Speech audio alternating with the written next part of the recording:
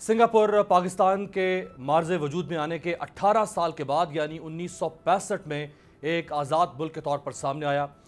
Singapore ने गुज़श्ता 50 सालों में इतनी तरक्की की कि उसने दुनिया के कई खुशहाल मुल्कों को पीछे छोड़ दिया और सिंगापुर जो कि कभी एक नौबादियाती दौर में यानी कॉलोनियल ज़माने में एक पसमानदा बंदरगाह से ज़्यादा की हैसियत नहीं रखता था। बरतानवी राज में सिंगापुर जापानी तवाइफों का मरकज़ था, जहां सैकड़ों कोबा खाने थे। सिंगापुर के पास कोई कुदरती वसाइल या मादनियात नहीं है। सिंगापुर के पास दुनिया को बेचने या सनती तरक्की के लिए जो माल यानी रॉ मटीरियल जिसे कहते हैं वो नहीं था। वहाँ लोग गुर्बत के बायस झोंपड़ियों में रिहाइश पजीर थे। सिंगापुर की क़यादत ने आज़ादी के फौरी बाद मुल्क और कौम की तरक्की के लिए एक कर दिया और आज़ादी के सिर्फ 23 साल के अरसे में 1988 तक यानी 1965 से लेकर 1988 तक सिर्फ 23 सालों में वो कुछ किया जो पाकिस्तान 72 सालों में नहीं कर सका। 1988 तक 62% शहरियों को हुकूमत के तामीर करदा फ्लैट्स में मुंतकिल कर दिया गया। जहां 50 साल पहले लोग झोंपड़ियों में रहते थे, आज सिंगापुर में 90% से जायद आबादी अपने जाती घरों में मुकीम है। 1965 में जिस सिंगापुर की फीकस आमदनी तकरीबन $400 थी, आज उसकी फीकस आमदनी यानी पर कैपिटा इनकम $52,000 से तजावुज कर चुकी है। आलमी मालियाती मराकज़ में सिंगापुर का चौथा मकाम है। वो मुल्क जो बरतानवी राज में जापानी तवाइफों का मरकज़ था, यानी आप माजी देखें सिंगापुर का क्या था कि यहाँ पे जो प्रोस्टिट्यूट्स थी उनको ला के रखा जाता था और दुनिया भर से उमरा आते थे जो कि यहाँ अयाशी करते थे। आज वही जापानी तवाइफों के कोहबा खाने वाली बंदरगाह आज दुनिया की 5वीं मसरूफ तरीन बंदरगाह है। वर्ल्ड बैंक 2016 के आदाद शुमार के मुताबिक सिंगापुर दुनिया का तीसरा अमीर तरीन मुल्क था। कभी जिस मुल्क की ज़्यादातर आबादी अनपढ़ लोगों पर मुश्तमिल थी, आज वर्ल्ड इकोनॉमिक फोरम की 2016 की रिपोर्ट के मुताबिक क्वालिटी एजुकेशन की फहरिस्त में सिंगापुर दुनिया में पहले नंबर पर है। अगर मैं ये कहूं कि सिंगापुर ने एक इंसानी मोजज़ा करके दिखाया है इस जिसे कॉन्टेम्परेरी वर्ल्ड कहते हैं, तो ये गलत नहीं होगा।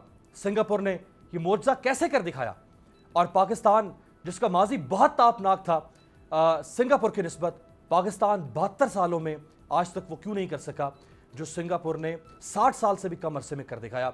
मेरे साथ एक ऐसी शख्सियत मौजूद है, वैसे तो तारुफ करवाया जा सकता है लेकिन इनका तारुफ इतना तवील है कि उसको मुझे पढ़ के आपको बताना पड़ेगा। ये PhD है in organic chemistry Cambridge university से।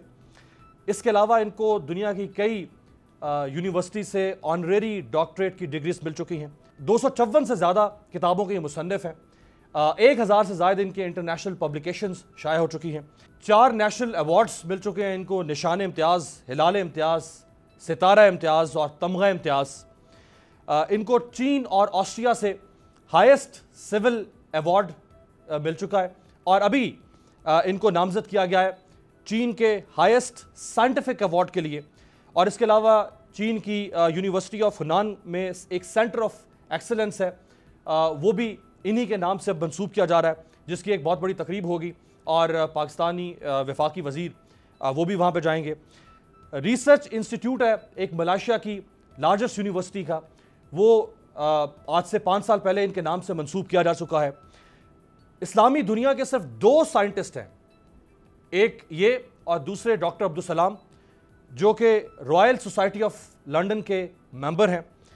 ये साबिक वज़ीर साइंस एंड टेक्नोलॉजी वफाकी वज़ीर और ये हायर एजुकेशन कमीशन के फाउंडिंग चेयरमैन भी रह चुके हैं। हमारे साथ मौजूद हैं इस वक्त ये प्राइम मिनिस्टर इमरान खान साहब की 3 टास्क फोर्सेस का हिस्सा हैं। एक के ये चेयरमैन है, एक के ये वाइस चेयरमैन है जिसके चेयरमैन खुद इमरान खान साहब हैं। हमारे साथ मौजूद है डॉक्टर अताउर रहमान साहब। Sir thank you so much. Thank you. पूरा प्रोग्राम में से आपके तारुफ पे जा सकता था। मैंने सिंगापुर से आगाज़ किया। सर हमारा पास्ट तो बहुत ताबनाक पास्ट रहा है। हम तो 700 साल मुसलमानों ने हुकूमत की इस सब कॉन्टिनेंट के अंदर। हमारे ऊपर तो ये स्टिंक नहीं है कि हमारी किसी बंदरगाह को किसी कॉलोनियल पावर के लिए किसी प्रोस्टिट्यूट सेंटर के तौर पे इस्तेमाल किया जाता रहा। आज 72 साल पाकिस्तान के हो गया, क्यों पीछे हैं हम सिंगापुर से? बिस्मिल्लाहिर्रहमानिर्रहीम। सिंगापुर से ही मैं स्टार्ट करता हूँ। کیا ہوا سنگاپور میں جو یہ انقلاب آیا؟ لی کوان یو ایک آدمی جو اس کا پرائم منسٹر تھا، اس کا ویژن اور پھر اس نے جو امپیکٹ کیا سنگاپور کی ڈیولپمنٹ پر، دو لفظ، نالج، اکانومی۔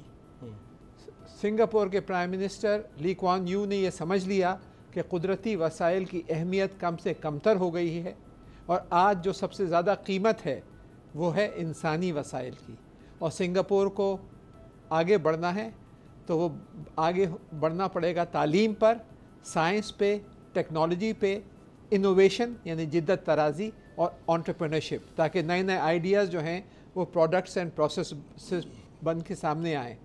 نتیجہ 55 لاکھ آبادی، کراچی سے 1/4، 55 لاکھ، کوئی قدرتی وسائل نہیں۔ پچھلے سال کی ایکسپورٹس $330 ارب، 330 ارب، 330 ارب اور ہماری کو 22-23 ارب، 22-23 ارب ڈالر میں پھنسے ہوئے ہیں۔ 22 کروڑ کا ملک، جی 22-23 ارب ڈالر، اور 55 لاکھ کا ملک، 330 ارب ڈالر۔ تو یہ دنیا ہے، اور یہ دنیا اب بالکل بدل چکی ہے اس دنیا سے جو پہلے تھی۔ اور یہی ہوا کوریا میں جہاں جنرل پارک، یہی ہوا ملیشیا میں مہاتیر محمد، یہی ہوا ہے چائنا میں ڈینگ۔ تو جہاں بھی ممالک نے ترقی کری ہے وہ انہوں نے اپنے انسانی وسائل کی بنیاد پر تعلیم، سائنس اور ٹیکنالوجی، جدت طرازی۔ سنگاپور کی بات کی آپ نے، نیشنل یونیورسٹی آف سنگاپور، ایک یونیورسٹی کا میں ذکر کر رہا ہوں، پاکستان کی 200 یونیورسٹیز کا بجٹ ایک جگہ کر لیں، اس کا 3 گنا زیادہ خالی اکیلے نیشنل یونیورسٹی آف سنگاپور کا بجٹ ہے۔ یعنی پاکستان کی 150 یونیورسٹیوں سے بھی 3 گنا، 200 یونیورسٹی تقریباً ہو گئی ہیں اب۔ ان 200 یونیورسٹی کا بجٹ جمع کر لیں تو بھی خالی ایک یونیورسٹی کا بجٹ 3 گنا۔ Singapore national university of Singapore NUS۔ تو یہی صورتحال دوسرے ممالک میں ہیں۔ آپ کوریا میں جائیں تو Korean Advance Institute of Science and Technology, Korean Institute of Science and Technology KAIST, Seoul National University, جہاں جہاں جائیں۔ کسٹ تو شاید 50 سال پہلے انہوں نے بنایا۔ ایگزیکٹلی، کائسٹ بھی پہلی بنا ہے۔ یہ دونوں پرانے ادارے ہیں لیکن they are top class institution. China میں جائیں تو چنگھوا ہے اور دوسری ٹاپ یونیورسٹیز ہیں۔ جہاں جہاں ترقی ہوئی ہے وہ انسانی وسائل کے زور پہ ہوئی ہے۔ ہم یہ جو حکومتیں آئیں پچھلے 60-70 سال میں، ہم یہ سمجھے ہی نہیں کہ ہمیں اگر آگے بڑھنا ہے تو یہ چوتھا صنعتی انقلاب اس وقت آ چکا ہے۔ اب میکنزی گلوبل کی جو لیٹسٹ رپورٹ آئی ہے اس میں $100 ٹریلین، 100 کھرب ڈالر کا امپیکٹ ہوگا صرف 12 ڈسرپٹیو انوویشنز کا، جس میں آرٹیفیشل انٹیلیجنس ہے، جس میں انرجی ہے، جس میں نیکسٹ جنریشن جینومکس ہے، بائیو ٹیکنالوجی ہے، نینو ٹیکنالوجی وغیرہ وغیرہ۔ تو دنیا بہت تیزی سے بدل رہی ہے، اور اس میں جو سب سے اہم کردار ہے وہ یونیورسٹیز کا، ریسرچ سینٹرز کا، لنکیجز کا، کہ ریسرچ کا ود امپیکٹ کے اس کا صنعت کے اوپر اور زراعت کے اوپر امپیکٹ ہو، اس کے لیے میکنزم ان پلیس ہو، اور پھر انٹلیکچوئل پراپرٹی رائٹس تاکہ وہ انٹلیکچوئل ہم پروٹیکٹ کر سکیں ان ایجادات کو۔ That is the engine that is driving forward.